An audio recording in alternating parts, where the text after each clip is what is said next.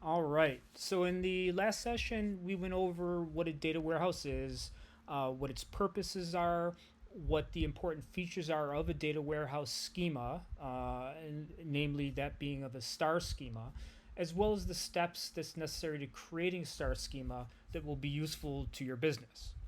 Now, I'd like us to apply what we've learned on dimensional modeling in a more practical way, and I figured that'll be really good for us to go through a case study. Before we do that, first we're going to do a quick review of what the steps are in dimensional modeling, and then we'll go ahead and apply the steps to the case study. So when we're preparing to design our fact table, what we're going to do is we're going to do that based on the business needs of our company.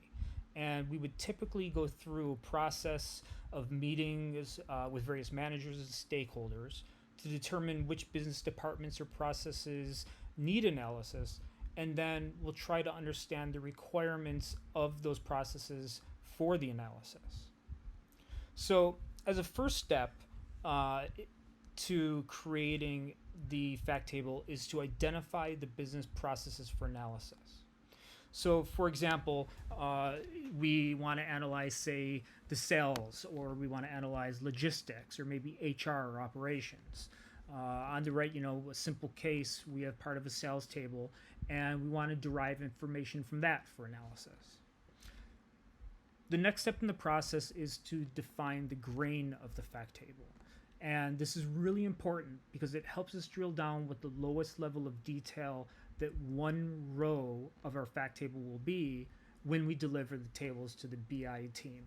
And that's typically who we're going to be preparing this for. So we're going to be preparing this schema in our data warehouse, and ultimately it's often going to be data scientists or BI teams that will be querying the data warehouse or our schema in order to do their analysis.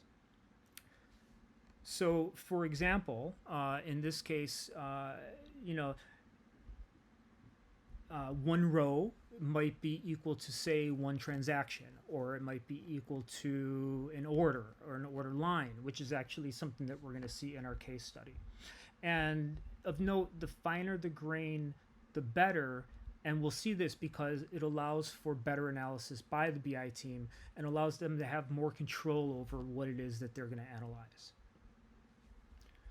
Third step in the design process is identifying the dimensions that are relevant to the analysis. And I emphasize this last portion, relevant, because oftentimes there's going to be quite a bit of information that's available to us, but that information may or may not be relevant to what it is that we're going to be analyzing. So therefore, you may decide to leave some of that information out. Sometimes you actually may want to add information in. And so we can often ask questions during our needs analysis that will answer questions of what is happening, how is it happening, why is it happening. And these dimensions, as we know, are qualitative information, meaning they're not measurable, but they're supporting information of the facts that we're going to be analyzing.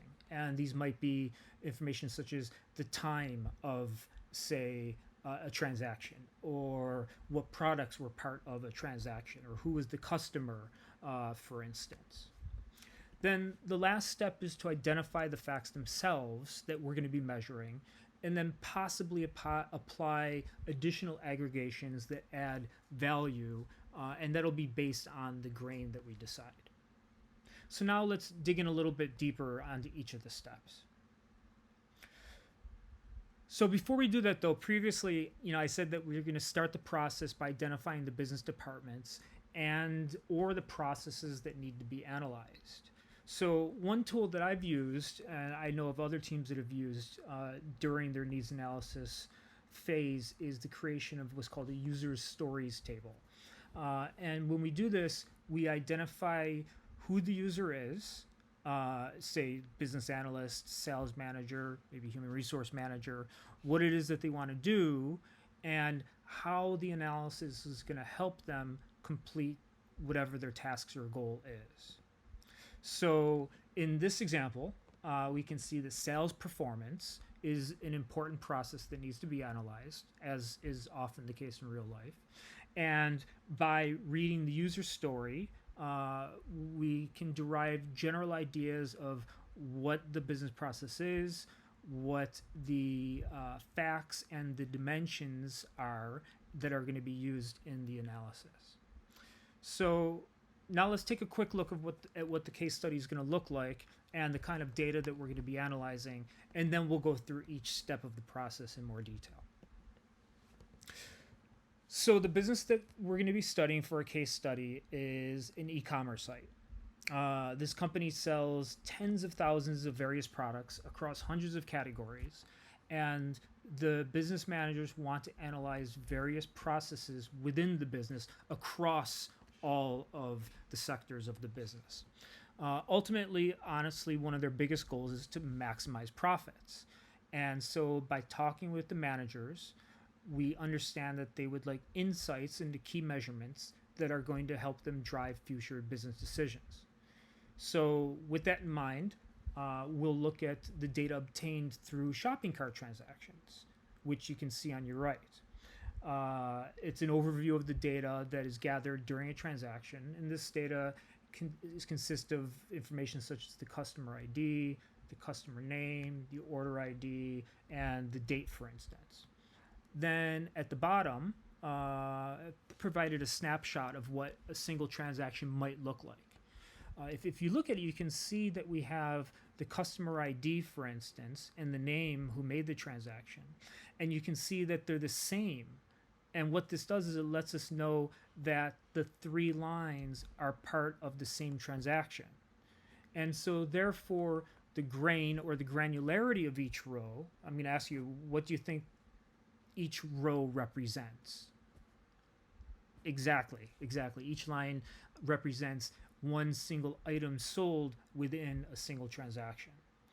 Now, because there's going to be a lot of information that needs to be analyzed, we need to determine we determined that we do need to create a data warehouse for our analysis.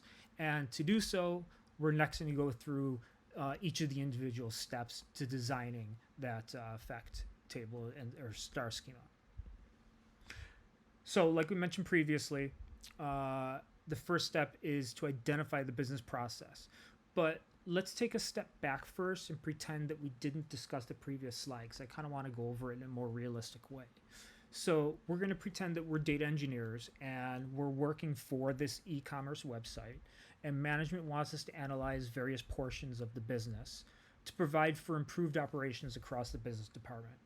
So with that in mind, the first step, like I said, is to identify the business process for analysis. Oftentimes there's going to be more than one. They're billing, fulfillment, sales, deliveries, for instance. And it's not like we're only going to do one fact table and then call it a day. Each department has its own needs for improvements, and therefore they might all have their own separate fact tables and analyses that are going to be done. Oftentimes in those cases, we may drill down into the data warehouse and break some of those sectors up into specific separate data marts, which provide a route for analyses for each department that's walled off or siloed from the other departments. But that's a little bit outside of what we're discussing right now. But what can often happen is that after talking with managers from the various divisions, we can create a process matrix, as you see here. And the matrix provides us with a high-level view of what the processes are for consideration, as well as the readiness of the data, meaning will it take some time for the data to be prepared in a usable format for ingestion into the warehouse, the quality of the data, which means does it need a lot of transformations, the complexity of the data, is it coming from a variety of sources, including maybe streaming? Is it unstructured data, or is it just a huge dump that's sitting in a lake with no rhyme or reason to its format? And then ultimately, is the analysis important, or what is the importance to the business at large?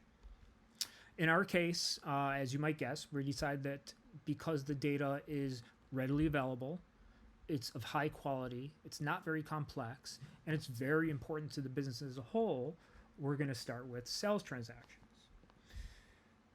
Now, after speaking with various managers and stakeholders, we also developed the user stories table that we talked about earlier to help identify what information should be derived from the tables once they're complete. And the questions that might be answered could be what products sold the most or the least, what are the profits, what is the performance based on days or months, and what are the total sales. And again, this is all going to be based on the grain that we decide. And that's what I'm going to go over next. So here we're going to have to next declare the grain of our table. And what this means is that we're going to define the level of the detail for our table. And this step is very important because the dimensions and the facts derived from the table will be based on the grain that we decide in this step. So the grain is the lowest level at which we capture the data, or in other words, what each row represents. In our case, each row represents an individual line item in a sales transaction. So by and large, going down to the most atomic value, meaning the lowest level available for each row, is going to provide the users with the most analytical value for their queries. So each row shows the customers who made the purchase, the product or line item that was purchased, and which order it was part of, and all of its individual measurable data that goes with that particular item. Now, had we decided to not go with each line item as our grain, but instead go with, say, an order, as our lowest level, we would have to pre-aggregate some of the data, and the amount of and quality of the data available for analysis will be limited, as you can see in the bottom chart. So if we look at that, if we chose the granularity of order as opposed to line item, we would not be able to show them, for instance, each item in the order. We would have to actually create a new column showing just the number of the items, for instance, that were in the order. And likewise, we would need to sum up the quantity of the items and the total sales amount. And we would lose the availability of all of the other measurable and some qualitative data available to us had we chosen the line item as opposed to the order for our grain. Is that clear? Okay, good. So the third step is to identify what the dimensions are. Now, as we know, the dimensions are non-measurable or qualitative attributes about the facts that will be measured.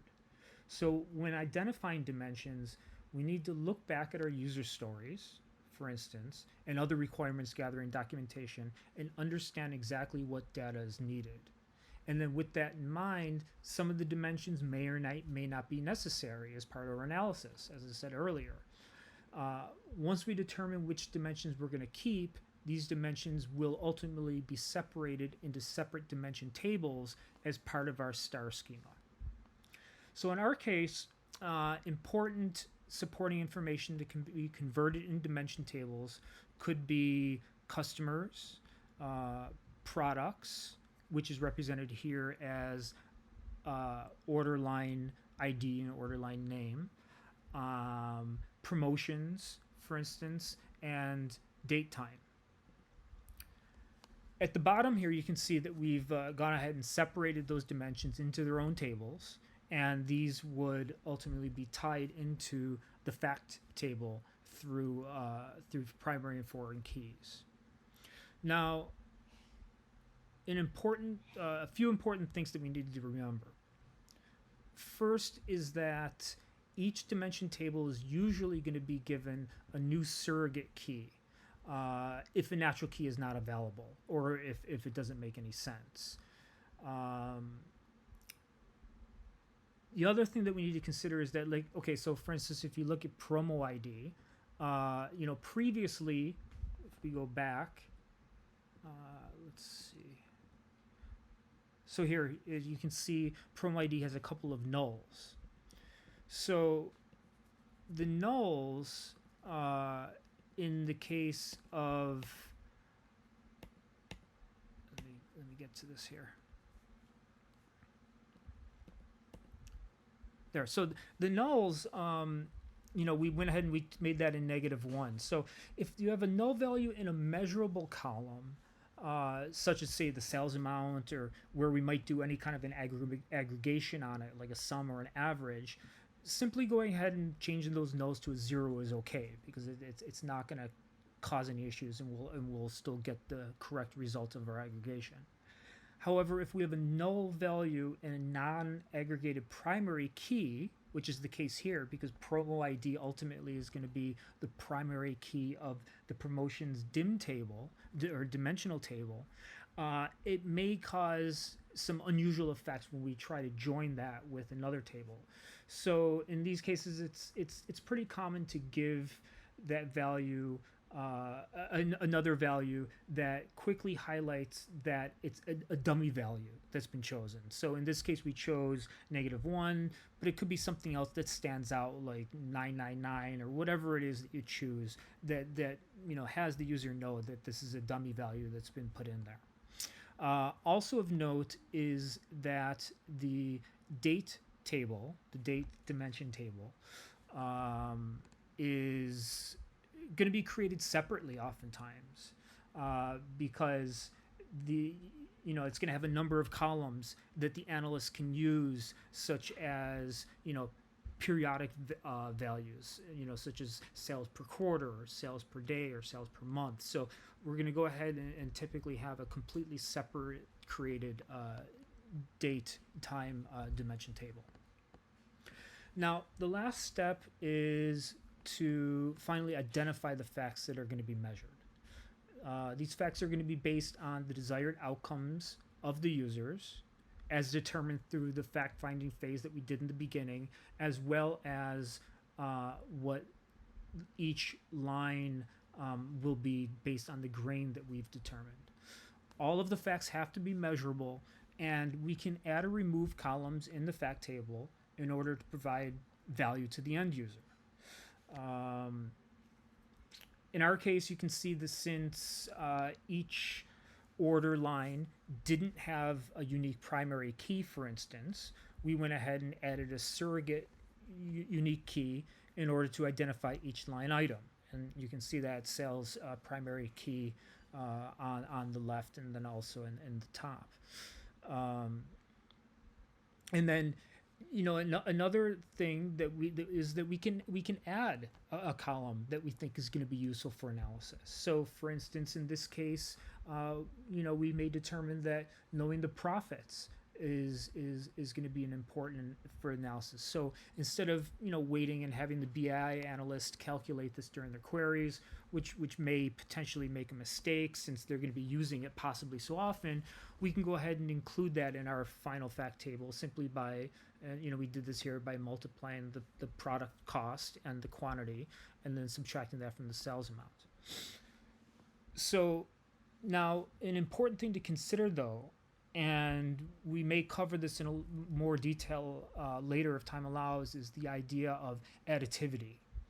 And what additivity is, in effect, is a fact that can be measured against all of the other dimensions in the table. So for example, if you look at our chart, we can see, for instance, that quantity sold here is an additive fact, and it can be measured across the table. We can have quantity sold per sale, or we can have quantity sold per customer, quantity sold per order, etc. Additive measures in general are really highly valuable in the analysis process, and therefore it's really most common or sought after to have facts be additive. There are other types as well as semi-additive, but again, we're not going to get into that right now. But of note, you can our new fact, the profit, is also additive, and there are other types of facts that, like I said, they're just additive, but we're just not going to cover that in this section. And then last, before I end this, as you can see at the top, the schema of the table itself above. The fact tables will usually consist of a newly created primary key, all of the foreign keys, which are related to each of the dimension tables, and then the facts themselves that are going to be measured. So in our case, the quantity, unit price, product cost, profit, sales amount. So anyways, that's the completion of the case study. And yeah, if you have any questions, please go ahead and ask, and we'll go over it now.